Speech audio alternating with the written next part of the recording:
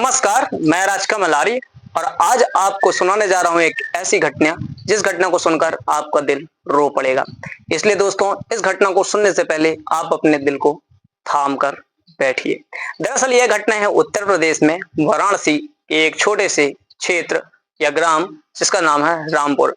वहां पर रहती थी सोना शर्मा नाम की एक विधवा औरत जो लगभग 10 वर्ष पहले ही विधवा हुई थी और उसका एक बेटा था 10 वर्ष का जिसका नाम था सूरज शर्मा।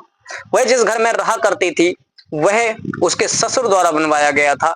पति के मरने के बाद एक अधिकार तो उस औरत का था और दूसरा अधिकार था उसके देवर का। एक दिन अचानक वह अपने देवर से कहती है कि मुझे 50 लाख रुपए दे दीजिए या फिर मुझे इस घर में आधा हक चाहिए, क्योंकि उस घर की कीमत थी 1 करोड़ रुपए। 1 करोड़ रुपए कीमत इसलिए थी क्योंकि वह एक बहुत ही बड़ी हाईवे के बाजू में जमीन थी।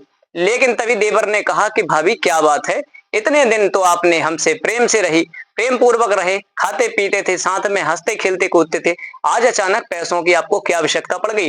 भाभी ने क्रोध में कहा कि सुनो, जितना बोल रही हूं उतना ही करो, मुझे 50 लाख रुपए चाहिए। देवर क्रोधित होकर बोला, सुनो भाभी, ये जमीन आपके बाप ने नहीं दिया, यह जमीन और यह घर हमारे बाप ने खरीदी थी और यहाँ पर घर बनवाया है। अगर आपको अधिकार चाहिए, आपको हक चाहिए, तो इस जमीन में आपको एक साफ साफ बात बता दे रहा हूं, इस घर में आपका हक नहीं है, इसमें हक है हमारे बेटे का, अर्थात जो आपका बेटा है जिसका नाम है सूरज शर्मा, वह 10 वर्ष का है। जब ये 18 वर्ष का या 21 वर्ष का होगा तब हम इसे इसकी जायदाद में इसका हक दे देंगे। लेकिन उसे यह बात नहीं खली और वह चुपचाप अपने कमरे में चली गई। कुछ दिनों के पश्चात दोस्तों, यह एक खबर चलती है कि उसका बेटा नहीं मिल रहा है और इस बात का ढिंढोरा कौन पीटती है, उसी सूरज की मां पीटती है। जब चारों ओर यह बात खबर फैल जाती है कि उसका बेटा सूरज नहीं मिल रहा है, मां छाती पाड़ पाड़ के रोती है, खूब चीखती है, चिल्लाती है। उसका जो देवर रहता है अर्थात सूरज का चाचा रहता है, बड़ा ही दुखी हो जाता है। वह इधर उधर खोजता है। रात के लगभग साथियों 1 बज जाते हैं। 1 बजने के पश्चात वह सोचता है कि क्यों ना, बहुत खोज लिया गया, बच्चा नहीं मिला, चलो कंप्लेन कर देते हैं।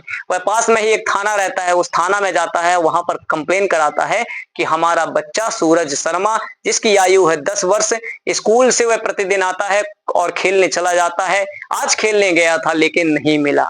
लेकिन जब वह खबर और से थाने में अपनी रिपोर्ट लिखवा कर आता है तो वह घर में क्या पाता है कि उसकी माँ अर्थात सोना शर्मा कूलर लगाकर आराम से सो रही है। उसे यह बात खल जाती है कि बताओ, जिसका बेटा गुम गया हो, क्या उसकी माँ इस चैन सुकून से सो सकती है?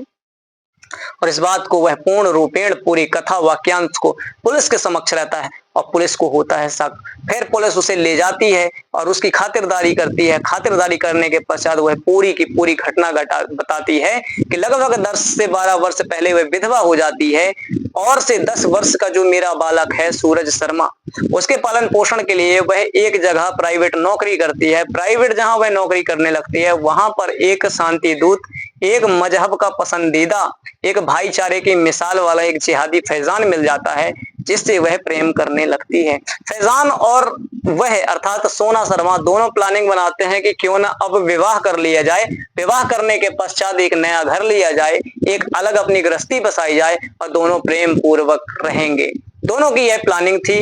लेकिन पैसा कहां से आए, तभी वो फैजान जो जिहादी था उसे यह बात पूरी तरह से पता था कि इसके पास जो मकान है वह 1 करोड़ का है और 1 करोड़ वाले मकान पर 50 लाख पर इसका ही हक है। तब उसने यह प्लानिंग बनाई थी और इसी बात को लेकर जब उसके चाचा जी, लड़के के चाचा जी नहीं माने, तब इसने फैजान से बताया और फैजान को वह सूरज जानता था, समझता था। तो फैजान और उसके मित्र ने क्या किया कि जब बच्चा स्कूल से आया था और खेलने गया था तो फैजान ने क्या किया, उस बच्चे को चॉकलेट देकर अपनी ओर बुलाया और बोला, चलो बेटा तुम्हें घुमा के लाते हैं, क्योंकि बच्चा उसे ठीक तरीके से जानता था, इसलिए बच्चा घूमने चला गया। वहीं पर एक बीघा बांध करके एक जगह है, वहां पर उस बच्चे की गर्दन दबाकर उसे मारकर और वहीं झाड़ियों में दबा दिया गया।